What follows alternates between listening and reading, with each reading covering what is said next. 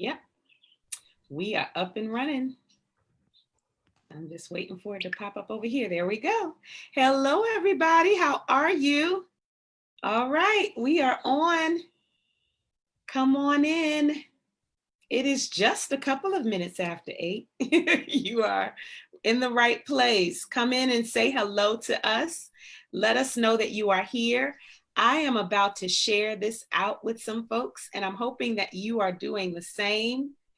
Let me tell you, you do not want to miss this conversation. I might say that every week, something similar to that, but I mean it this week. You do not want to miss this conversation. So please tell somebody we are here. Hello, back to you, sweetness.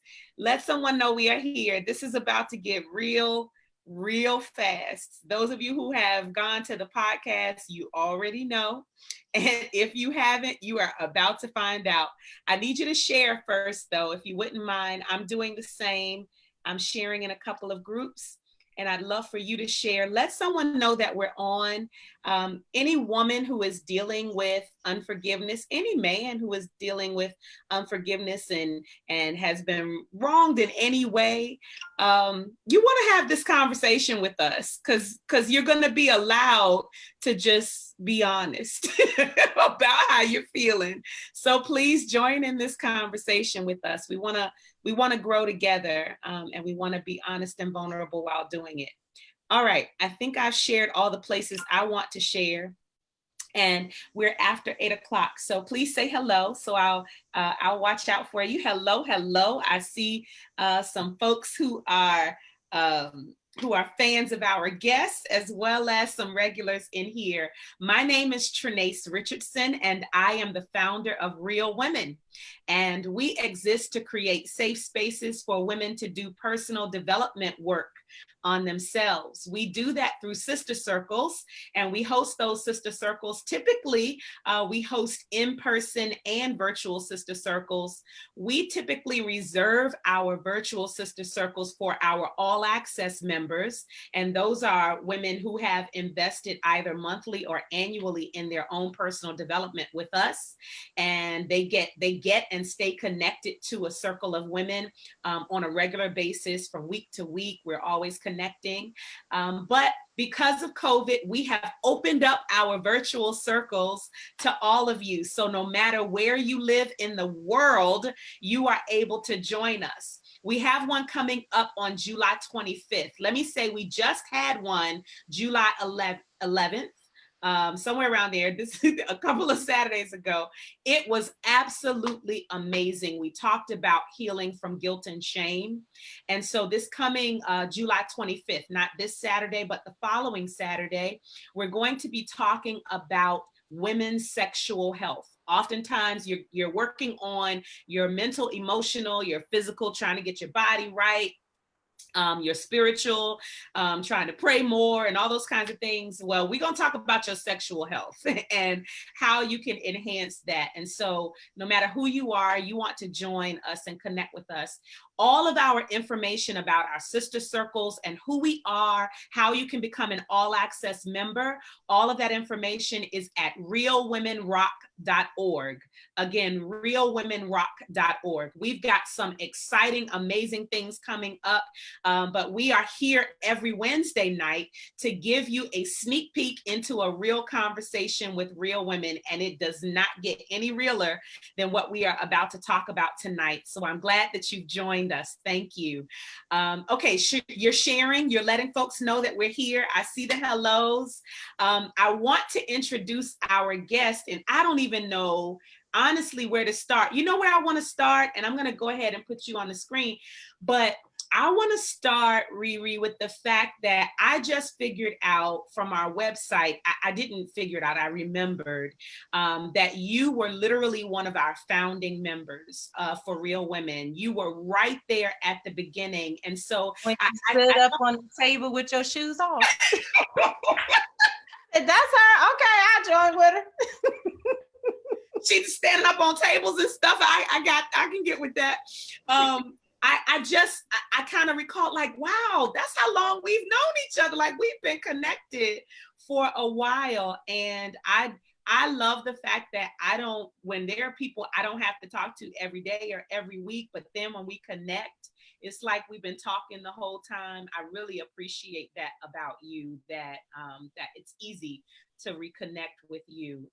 And we have done so periodically throughout the years for homeschooling. And you've been a homeschooling guru for me to learn from. And in addition to that, you have been, I've always envisioned you as this ultimate mom and this family and all of that. And so you have had some hardship, some pain that has literally propelled you into your purpose. And so, ladies and gentlemen, boys and girls, I'm trying to tell you, if you did not heed my advertisement and go to the podcast, you are not ready. So you got to get ready, but you got to get ready.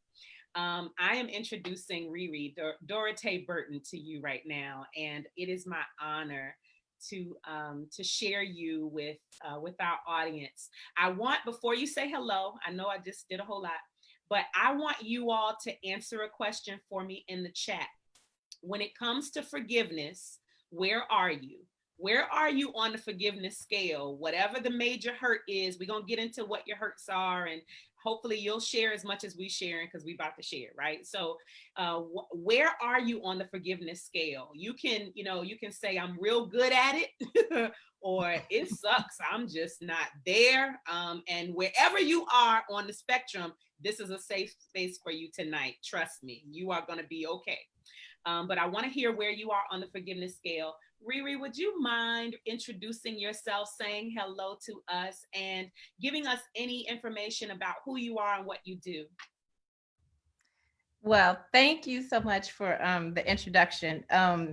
I am Riri, and I wouldn't say I fell into, like you said, my purpose, pushed. I fell into it.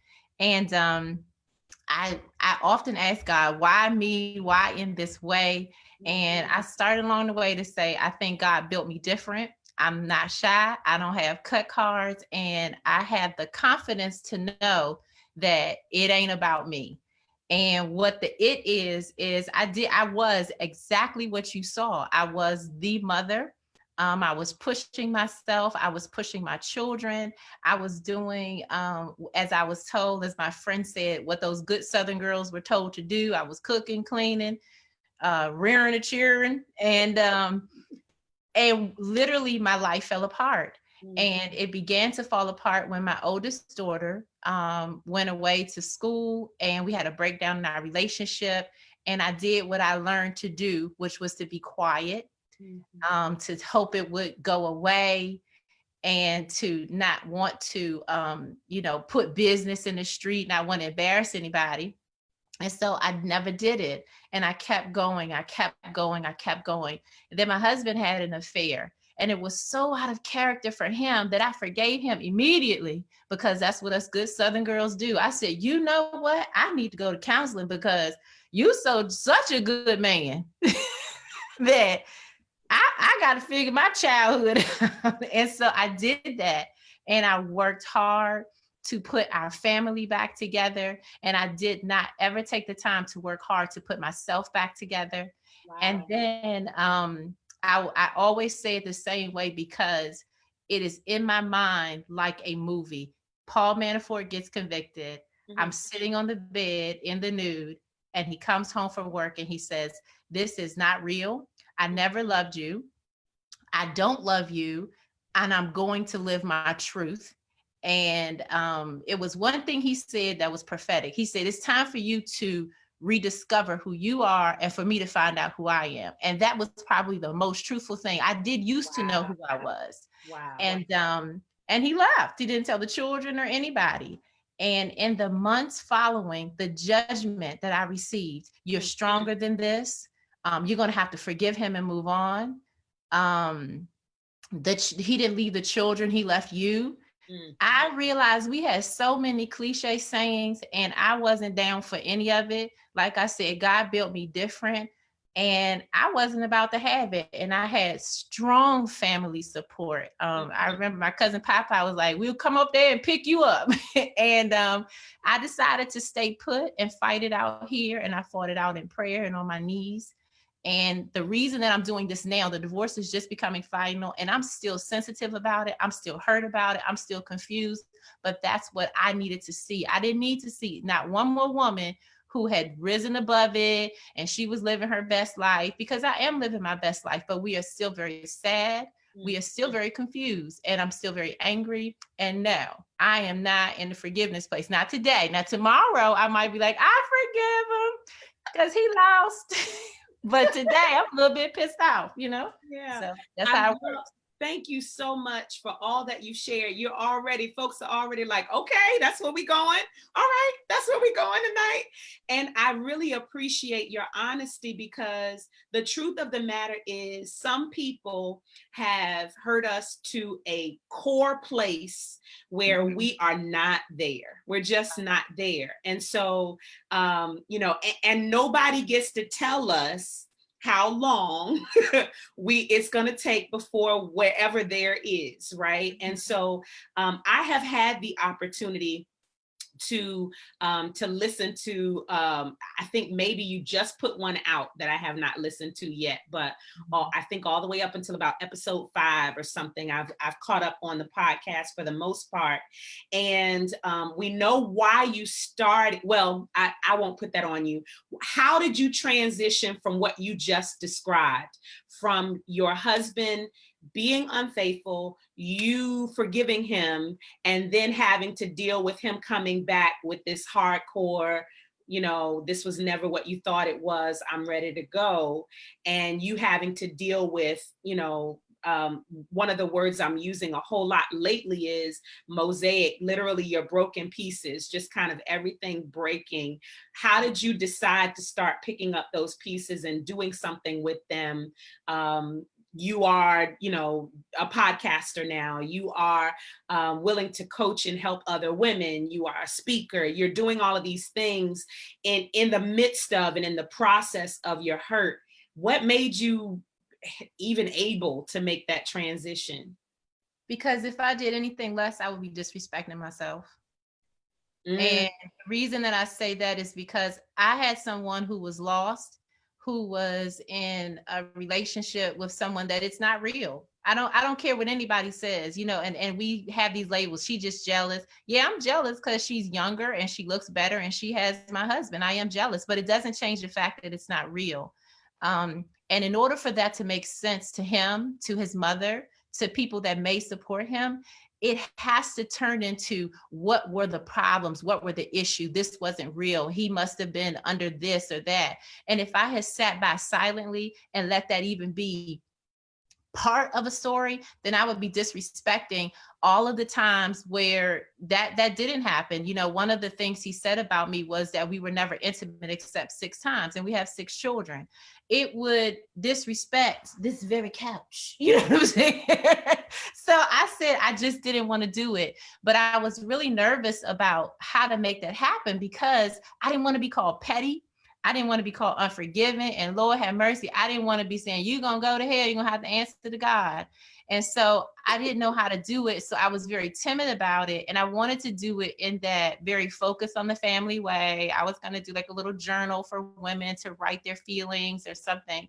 But it was something that he said to me. He said to me, you never finish anything you start, and you have low self-esteem. It was just a horrible conversation just a few months before the trial. And I said to myself, you know what? I don't finish anything I start, because I have given it all to you, to my children. This is someone that I've known since I was 9 and have been dating since I was 17. Wow. And when I went to court, and I was thinking more about it, I went to court, and as I sat there and I heard lie after lie after lie, I knew that in the confines of this room, that wasn't good enough to leave my story out here on the field. And then as I sat there, and like I said, I'm from the South, so my dad taught me a lot of little things to do to get over, not to let people bother you. And one of the things that both of my parents taught me was you can turn things around. Somebody trying to hurt you, you turn it around. And so his lawyer said to me, you could be a writer, because he wanted me to get a job. And I ain't had a job in 20 years, but they wanted to mitigate the damages. You could be a writer. And I said, you know what? Can I interrupt you? Because let me tell you, I just have to say it like this. You can forgive me later, but God will use a donkey. God will use a donkey, because I've heard you say at least 2 or 3 times something he said that could have been meant to be hurtful or to protect himself, protect his money, you be a writer and all this kinds of things. But he was speaking some truth that you ended up turning and flipping and making it powerful. Because I'm not a screenwriter, I'm not a novelist, but the words were given to me. They were hurled at me. And as I sat up late at night, I'm not a person that wants to be up late at night. That was placed on me. Wow. Even my children, they have a whole business. I mean, Channel 4 was out here Monday interviewing them. And the business began because he told me that we need to live like we don't have no money. And my son said, oh, really? And they gave me the courage, honestly, to speak out. By the time I found out that it was another woman, my sons were looking at me like, and I said, y'all knew? And they said, Mom, it was out here. And so they have grown up. We have grown up in this process. And I use that even down to the name of my company, One Fierce Woman, because in this love letter that he says was fake, he said, you are one fierce woman. You shouldn't play second fiddle to any woman. And I said, damn it, I'm not. And so I went down there and I did a little typeroo and I got the company started. There's so many things that come from him, nicknames and stuff that I still use. They're still part of me. Yeah. He may not call me those names, but they're still my name. Yeah. And so that's what I did, because what you gonna do otherwise? Yeah. It's like owning it. It's like taking it back. Like owning your power, like, okay, you think you're putting this on me, but I'm going to use this to my advantage. I love that. So some folks have said, as it relates to forgiveness, it's running across the board. I've seen I forgive with boundaries. It depends. I'm good right now. Took years to get there. Now, if something new comes up, I'm still a work in progress. Amen. I don't want to hear the pre-recorded, predetermined statements. I hear you. Yeah. Yes. Because that makes other people comfortable. When they tell you, let's just forgive him, that means that when I see him, I don't have to hold him accountable. I don't have to say, man, your kids are suffering. When you tell me, he didn't leave you and not the kids, then you're disrespecting the fact that no, because in 3 years, we have to leave our home. So they have been left.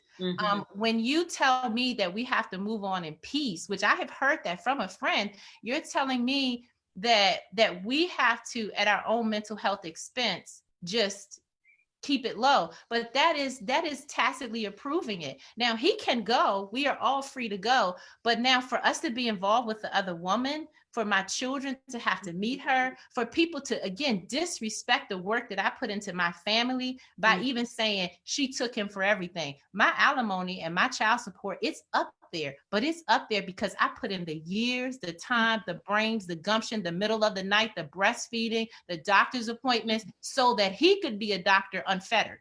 And I will never disrespect myself by saying that I'm being given anything. He asked the court to divide the spoils of war. That's what he asked for. I didn't ask for that. So whatever I was given is mine. So if y'all not liking and loving, and I've seen Truth Teller, I've heard Say It, you preaching, claps, church right here. I've heard all of that. I've gone through there to see what you all think about forgiveness. And I want you to speak to, I really have to say, I believe that we are on the precipice of an amazing top rated podcast, Reed, because it is just it's a breath of fresh air. It is one of the most unique, real podcasts. And I'm a podcast nerd. I love them. I listen to all different types because it's something I can do while I'm doing other things. I'm a serious multitasker. So it caught me. I mean, from the gut, it caught me from the first episode. And so and I just want to give a tease because I've heard you do it, so I don't think you mind, but literally go and listen to the first episode, because what she did at the advice, I believe, of a counselor, was that a counselor? My friend Robin, she's a girlfriend. Okay. At the advice of a girlfriend, as she began to audio record some of her thoughts and feelings and cries, and she plays one of them on the podcast. I'm telling you, go. That's all I'm saying. It's just go. And I love your courage. I love your transparency and your vulnerability. And it proves to me, because those are core values I now live by. I didn't always. I was very comfortable doing and living and being what I felt they needed me to be, and putting up that front.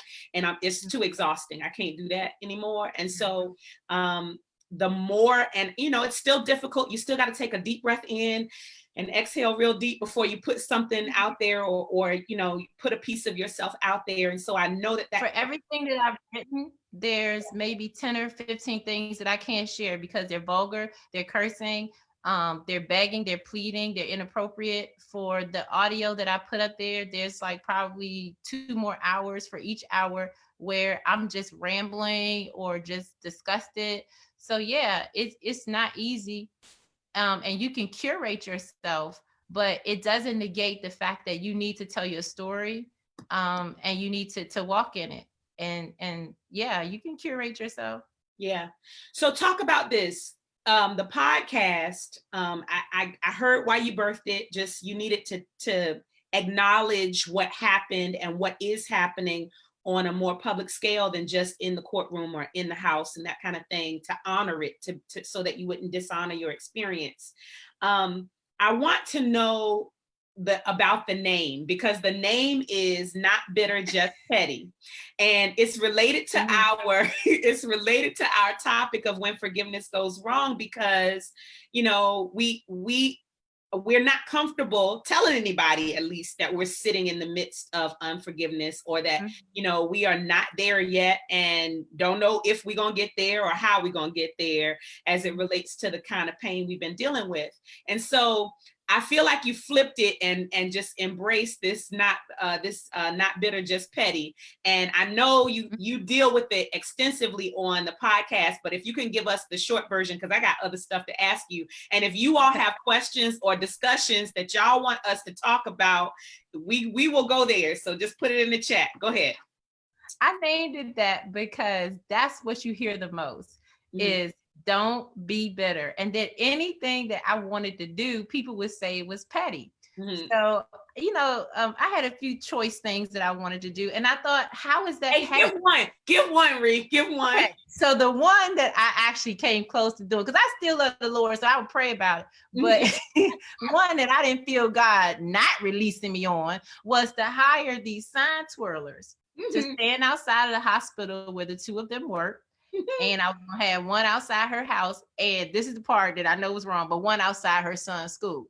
And it was going to say, he's married, signed Mrs. Burton, and her name on it. I mentioned her name in other places, but I won't do it on your show. And so I was like, this is fine, because if they're embarrassed, then they shouldn't do it, And I called the sign company, and she's the one that stopped me from doing it. She was like, what do you hope to accomplish with this service? And so I said, well, you know what? I prayed about it, and I really think that this is not becoming of me. But I didn't mean that. I just didn't want her to email him. But that's one of the things that I wanted to do. I had given him his clothes back before I realized he was cheating. It was when I thought he was in a midlife crisis, and I was like, damn it, but that's not petty. Petty means trivial. It means small. It means of little importance. There is no small response to blowing up another person's life. There is no small response to taking friends that I've been with since childhood and making them believe that that somehow I deserve to be left and now we got to split the friends. There is no small response to telling my children, yeah, your mother knew that she wasn't loved. There's no response to that. That could be small. I can go ballistic up in here. I can pull a whole Sophia from The Color Purple. And I think that it would not be sufficient to do. And so I feel like I have to restrain myself, to be honest. I remember when he had an affair with her the first time and he was complaining about her calling him. And so I called with him in the room and I told her, listen, B, I said, I'm from the streets and I think you are too. I said, I dumbed into this doctor wife stuff. I ain't your average woman. But I did have to realize when it became real that there was an even better way to show her that I wasn't no average woman. Yeah. And that means I'm not going to take my alimony and keep rearing the children while you guys ride off into the sunset. I'll take what I was given and I'll make a new life for myself because I'm not going back to school at this age. I'm older. I don't know what I would do. And it would be still him controlling my life if I ran off to school to be a nurse. So I ran off to school to be a lawyer. Those were not my passions. Yeah. I don't know what my passion is. And if I find it and it's at the school, I'll go there then, but not now. Go ahead. I am just so freaking proud. I don't know how else to put it, because just hearing the strength through the pain, I really just want to honor your process. And it's a very different, unique way because you're willing to put it out there. And I just want you to know how important it is. The response that you're even, I hope you get a chance to go back and listen to and look at the comments. I wanted to name this When Forgiveness Goes Wrong, one, because it's some of from your podcast, but also because I think it matters what we believe forgiveness is, right? I think that matters. And like you said, there are some people who think there should be this kumbaya thing happening between all of you all as a result of forgiveness, under the guise of forgiveness. And I just wanted to make sure that we at least address the fact that you don't have to kumbaya with the people who have hurt you. In fact, there are some people who deserve distance and who deserve, not being back in the same spaces with you where they hurt you as close as they were to you. And I just wanted to say that out loud. You want to say anything about that? 3 categories when you're looking at forgiveness. You can reconcile with a person, which means come right back, and then you can reconciling, you coming back and you doing something else. Restoring, you go right back to where you were. You do that with your children, you restore. I forgive you, we're restored. But then sometimes you got to relegate people out somewhere else. And it doesn't matter the familiar relationship. So just because he is my children's father does not mean that he has the right to be restored or to be reconciled with. He has the right to come back under God's law. He has the right to come back to me and present himself worthy of one of those categories. But he doesn't have the right, just as a matter of existence, because he's my kid's father, that I have to just somehow live in peace. And I have no relationship with the other woman. She's not entitled to good words, good looks, or anything. And I have many looks planned. I have t-shirts. I have all kinds of things that I want to do. And if I do them, that's okay. That's fine. I don't want to be at a soccer game and pretend that this is a blended family. It's not. It's a broken family, and these two broke it. But there are those 3 places that you can put people. And I think a lot of times, especially for again, us Southern women, we have been violated in ways that are unspeakable. But in order to deal with it, we have been told, don't worry about that. God's going to bless you if you just move on. And it's a line in the movie 300 where they stab the Maximus. And he wants to fight him in the arena. And he says, cover up his wound, conceal the wound. And I think about that's what we're doing. You want to stab me by leaving. You want to stab the children by leaving. You want to cover up that wound and put my armor on and say, go out there and fight another day. I can't. I had to lay down. And I'm so grateful for my friends that laid there with me. And that's really how I was able to even get that further freedom to say, today I forgive, tomorrow I don't forgive. I always talk about my friend Crystal. She's a fellow homeschooler, and she would be like, it's okay if today you want to cut stuff up, that's fine. And then the next day she could quote scripture. And I was like, see, I like her. You know? But she was real. She was giving me God's heart. She was saying, that's where you are today. And God's cool with that, because this is an upsetting thing. And his heart is broken too, as opposed to some friends. One friend said, she wasn't sure if I was abandoned because it depended on the definition of abandoned. Mm-hmm. So can I say something real quick? Because I love what you said. I believe that God is big enough to handle my most honest emotions. Yes. I grew up with the sentiment of don't question God, don't come, don't bring all of that to God. Who is he, my neighbor? Like, or is he God? Like, mm-hmm. He can handle all of that stuff. And so I love what you said, that between you and your girlfriends who walked you through this, it's like, okay, how we processing today? What we doing today? Mm-hmm. We cutting mm-hmm. stuff up, or we praying and crying? What we doing? So yeah. What do you need? That? Yeah, it was the permission that I needed, that I hadn't had since a little girl. And I talk about this on the podcast, but my cousin and I, we had a conversation. My older cousin, we were at a concert, and this man was literally attacking me. I was 12 years old. We never talked about that until a few months ago, because, and even when we talk about it now, we'll laugh or giggle. We as women have been taught to process pain in some unusual ways, ways.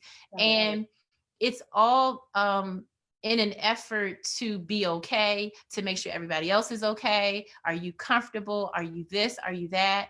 And I don't have to do that anymore. Even as a mother, I hurt. As a mother with a child who's estranged from her, I hurt. But we don't have permission to say that. If you begin to talk about it, I'm angry at this child did this, that's not true. Well, that's your child. You can't feel that way. Yes, I can. Mm-hmm. Yes, I can. Mm-hmm. Do I get the right to stay here? No, because that's what I'm called to in Christ, is to keep trying to move to a place where I can do something different.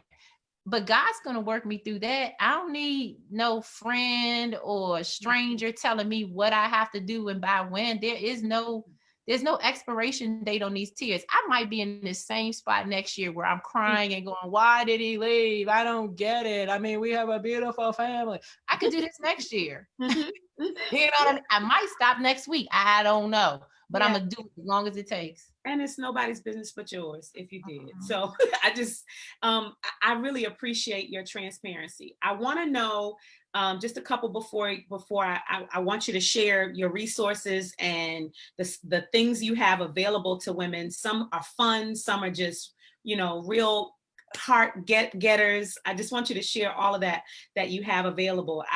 Did I mention the podcast? Y'all need to go see it. Need to go to the podcast. Did I say that already? But before I do that, folks have already said that they have forgiveness issues up here. And whether it's women or men tuning in who have endured major hurt. I mean, betrayal, infidelity, sexual trauma, any kind of abuse, a loss of some kind. What would, in the midst of all you have gone through and are going through, what would your words be to those women, especially, or recommendations be moving forward? I think the single most thing that I can say is be honest. Mm-hmm. I believe that I healed by leaps and bounds when this became public. It was a weight off of me. And it was knowing that I was no longer responsible for keeping that secret for that man. I was not responsible for keeping the secret. So that has been very healing for me. The second thing that I think I would say is it's okay that you're not forgiving right now, because forgiving is not a state of being. It is a process. And that's something that we hear, that's a cliche, and we don't understand what it means. And by a process, I think Crystal says this in the podcast, she quotes scripture, that we are to forgive as we have been forgiven. It's a road. You're constantly forgiving. And then there are times where you say, you know what, I see this hurt and I forgive, but something may bring it back up. That's okay. You have not messed up. You haven't fallen off the forgiveness wagon. You are being human, and that's fine.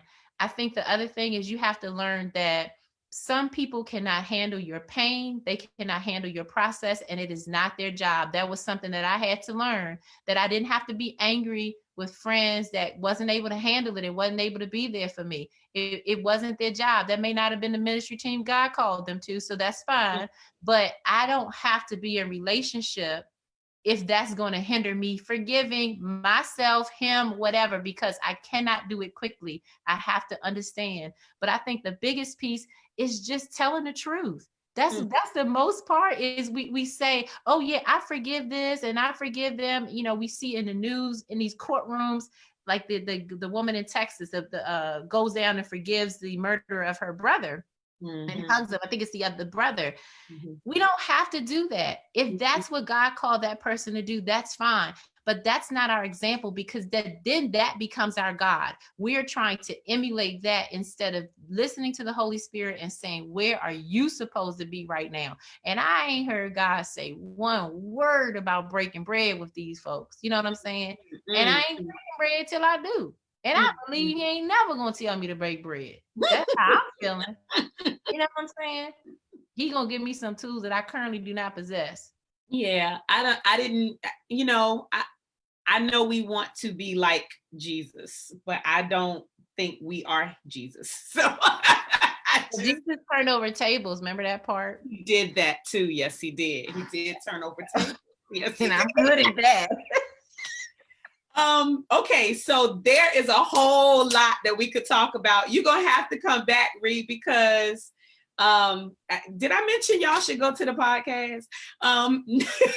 Not Bitter, Just Petty. I'm so serious. She should see an uptick after tonight, after this week, folks who are coming back to the replay, because it really is. I honestly believe I'm going to be able to come back and be like, I told you, girl, I told you it was going to be right up there.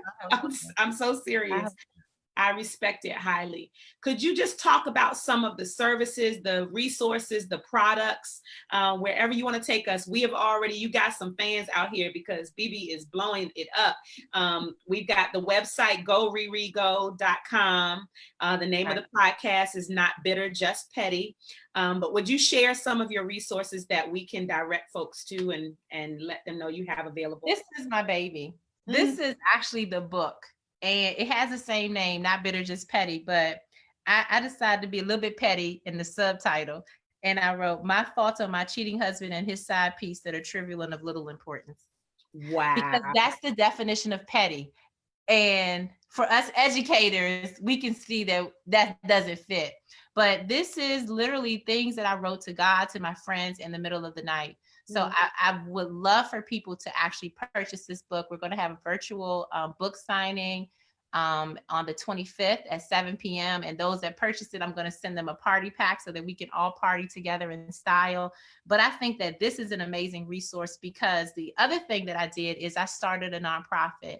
And so a portion of these proceeds go toward that, because I was lucky to have a relatively high earning, well, not relative, he earns a boatload of money, which is probably the cause of all of this confusion. So I was able to get a lot of my legal fees paid, but there are other sisters who cannot. And so I started a fund, and many of the products that you see on my website, all of them, a portion of those proceeds go toward that fund. So there's that. I think women and men can look at those blog posts. I think men that are thinking about an affair, thinking about whether this person is really your soulmate or not, I think you should really listen to and hear those, read those words, and understand what it feels like on the other side of that pain. And can I add to that, Riri, even women who are considering it outside of marriage? Can I just flip it? Yeah. Go ahead. Yeah. And then even that though, I have so much to say about Will and Jada and affairs and things that go on in a marriage, because you never know what brought them to that point. There were many years in my marriage, my husband, when we were very young, he would say, you're gay or asexual. And it made me go with another man to see. You know, you never know what somebody is going through. You never know. So yes, it could be a woman considering it because it's something either, you know, defective in herself, or it could be something that she's being told as well, because there's a whole lot there. But I digress. But so the podcast, the blogs, and then they can just connect with me, email me. I will give you the resources that I tried, the counselors. You know, I think I've been to every counselor on the East Coast, trying to figure out, how do you wake up one day and lose your entire family? How do you do that? So those are the things. But this book, I think, is just, I'm very, very happy with it. It's very revealing. It was an exercise in humility to put it out. For me, it was. Yeah. Well, I see all of what you've done as an exercise of humility, but also an exercise of courage. And it is just an example to be followed. And people resonate with not just authenticity. I got to find, you know, because there's some really cute, catchy words that we all use right now. But when you're gutter real, when you're gutter raw, when you're honest from your core about what's happening, what you're feeling, your reactions to things, it resonates with people. And so I just know that that's what's happening, and that's what's going to continue to happen for you. So I'm just so proud. Again, we could go on. We're supposed to only be 30 minutes, and I could continue this. So I'll just have to invite you back, Rhea, if you don't mind. The podcast is fire. Did I mention that? So yes, you can go to her website to get the book, order the book at her website. It is GoRiriGo.com, GoRiriGo.com. I'll make sure that I add some things in here, but if you just need some encouragement at some point, please go back to these comments, because they are absolutely appreciative of what you are doing. You can pick one of the people that maybe likes and follows your page after this, and just give me their name, get their address from them, and I would love to send them a book if it would encourage somebody. So we want to do that for one of your real women. Okay, so here we go. This is how we're going to do this, because you just put that out there, and all these people going to your website, and now somebody get a chance to get one free. So this is what we're going to do. I want you to email us at info@realwomenrock.org. info@realwomenrock.org. I'm putting it in the chat, and I'm just going to do the first person that I get an email from. I'm going to send your information to Dorothea, and she can send you, I'll get your mailing address and all of that, and she'll send you a book. That is very gracious of you. Thank you for that. Okay, so some people have got a vote already. So Tanya, hurry up so I can give you this book. Because it has been resonating with her in here. It's Tanya's. Yeah. It's Tanya's. That's weird. It's done. It's Tanya's. It's Tanya. It's yours. And she is one of our real women. So she's gonna really look at God. Yeah, look at God. I don't know what else to say, girl. Do you have any closing words as we're about to close? I want to mention one person by name, and her name is De'Ara. Okay. De'Ara was the first person to buy the book, and I'm a tear up talking about it, but she was the first person to buy the book, and she listened to the podcast, and she called me and she said, "How did you get the courage to do that?" And I told her, "I've been quiet for too long." And she poured out her heart about her life. And she told me that the podcast gave her courage to tell a family member that having her abuser around was hurtful to her. And she went and she sent me a picture where she ordered podcast equipment. She's interviewing her family, just trying to get to the bottom of so much pain. And it made every humiliating detail that I exposed, it made it worth it. And I always told God, I said, I really don't want to be a part of this crew. I want my family. But as those of us who really try to serve him, when you can feel like God is saying you're big enough to take these punches and still do my work. And when De'Ara told me that, that was the closest in my life that I ever felt like I was doing his work. So I want to just say that about her. Mhm. Mm. You are going to do that for so many people. I believe and know that you are going to hear that. You are going to have the opportunity to have that feeling over and over again. God is not going to allow your tears to be shed in vain. And I am just overjoyed that I get a seat. I get a seat close enough to the front to be able to witness all God is doing for you. Thank you so much for being here. Thank you. Thank you. So listen, y'all, play this back for somebody. Somebody needs to hear this. I told y'all, somebody needs to hear this. So share it, and go to ririgo.com. Go to the podcast, not bitter, just petty, and visit us at realwomenrock.org for more information about our sister circles and other things that are coming up for us will be posted there. We will be back here every Wednesday that we have a guest to give you a sneak peek into a real conversation with real women. And this has been One for the Books, girl. I'll let you know when it's on YouTube so you can share it. Thank you so much. Thank you, Trinace. Absolutely. Y'all have a great night. All right. Bye-bye.